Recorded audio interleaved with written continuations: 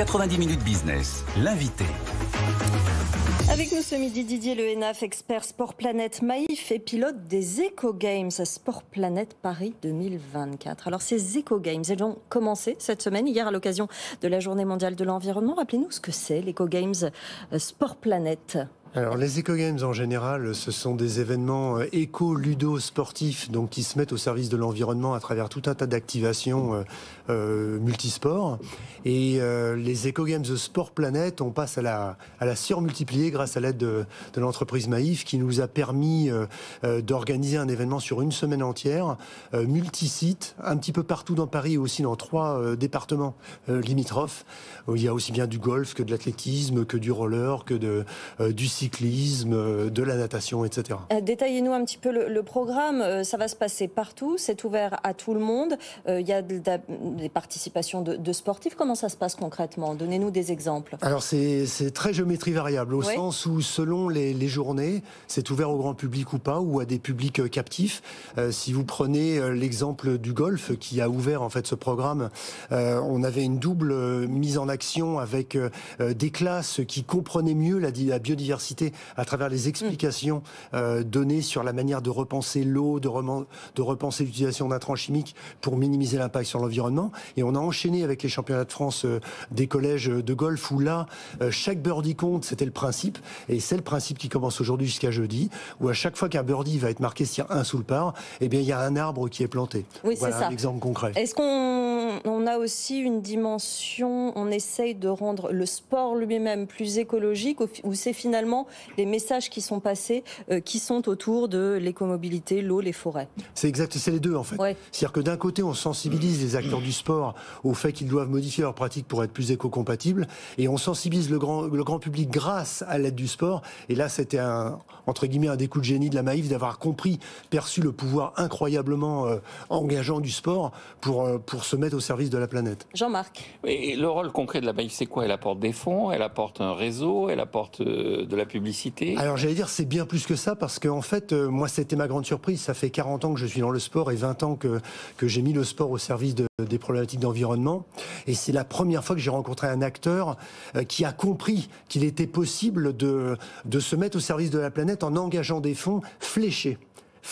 C'est-à-dire on ne met plus son logo sur un maillot d'équipe de France, mais on est dans une logique où il y a une éco-conditionnalité qui rentre en ligne de compte, c'est-à-dire que nous vous donnons l'argent, on est très heureux de vous accompagner, mais faites en sorte que ça serve les gens et que ça serve la planète. Juste une autre question. Au moment du choc pétrolier, dans les années 70, on avait décidé de faire les matchs de football et de rugby l'après-midi pour ne plus avoir à utiliser l'électricité qu'on utilise abondamment à l'heure actuelle puisqu'on les fait en soirée.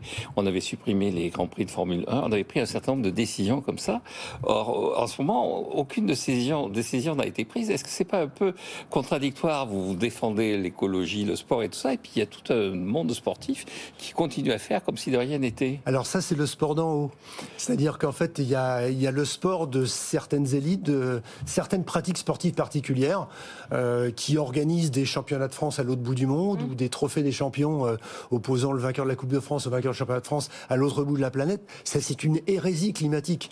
Or, à un moment donné, il va falloir que ces acteurs prennent conscience que le monde change, qu'il faut basculer du côté vert de la force. Et ces acteurs, qu'ils soient politiques ou économiques, eh bien, à un moment donné, il faut qu'ils fassent cette bascule, et Maïf l'a faite. Pierre a aimé le côté vert de la force. Le président de la Polynésie disait ce matin que les épreuves de surf des JO de l'année prochaine se tiendraient bien à Tahiti tant que ces exigences environnementales et d'acceptation par les Polynésiens seraient remplies. C'est vrai que dans un an, il y a les JO. Ce genre de manifestations, comme les Eco Games, c'est aussi appelé à transformer justement des très grandes manifestations internationales comme ça, donner un peu le mouvement. En fait, vous avez deux catégories de grands événements sportifs internationaux. Vous avez les leaders en matière de réflexion climatique pour faire évoluer les choses, et ceux qui sont à la traîne, qui continuent à faire fonctionner les routines traditionnelles. Et cette deuxième catégorie d'acteurs, elle va disparaître obligatoirement, puisque les urgences sont telles aujourd'hui, et on voit bien que les pouvoirs publics s'en emparent au niveau national et international pour faire pression en matière d'éco-conditionnalité, carotte et bâton, pour faire en sorte que les bonnes pratiques soient gratifiées et que les mauvaises pratiques disparaissent. Donc il y a des acteurs acteurs qui évoluent et d'autres qui traînent la patte, mais qui vont évoluer. D'où l'importance des pouvoirs publics, et c'est bien de parler de l'exemple de la Polynésie, parce que c'est ce qu'on retrouve aujourd'hui. Pensez au Tour de France, où certaines grandes villes de France ont refusé d'accueillir le départ du Tour ou une étape, parce que la caravane publicitaire, parce que, etc. Donc il y a des vraies problématiques de fond qu'il faut faire évoluer aujourd'hui. Rôle des pouvoirs publics, rôle des entreprises aussi, bien partenaires sûr. à chaque fois, qui évidemment accompagnent ces événements sportifs et qui, elles aussi, impulsent ces mouvements progressivement. Complètement. Et donc pour répondre à votre question sur le rôle de la Maïf, elle apporte en fait tout son système, tout son écosystème qui est mis au service d'une raison d'être, vous le savez, qui est le mieux vivre commun. Et donc elle le fait à travers un réseau, à travers des financements, à travers une campagne de communication, à travers de l'aide concrète sur le terrain, à travers son réseau, ses relations avec les fédérations, avec les clubs, avec les organisateurs, avec Surfrider, avec la Fondation pour la Nature et l'Homme. Tout ce système est mis au service de l'organisation de ces Eco-Games Sport Planet. Et pour moi, organisateur de longue date d'événements éco-responsables, c'est juste une merveille, quoi. Voilà, une semaine complète. Ça va durer toute la semaine. 3000 arbres seront plantés. Eco-Games jusqu'au 11 dans toute la région, ouvert au public et parrainé par Justine Dupont, la surfeuse. Exactement, puisque en fait notre combat de fond, c'est la lutte contre le réchauffement climatique. Ça passe par deux choses. Un, limiter les émissions de gaz à effet de serre, donc là c'est l'écomobilité. Et deux, travailler sur les deux espaces qui stockent le CO2 au niveau planétaire, les océans et les forêts. C'est pour ça qu'on retrouve Justine Dupont d'un côté pour les océans et les forêts du sport français pour planter des arbres à Paris et en région parisienne. Voilà, toute la semaine. Merci beaucoup Didier Lehenef d'être venu nous voir, expert Sport Planète Maïf et pilote de ces Eco-Games Sport Planète Paris 2024, c'est ça ? Alors Paris 2023, mais Paris on se projette déjà sur 2024, bien évidemment. Merci beaucoup d'être venu nous voir.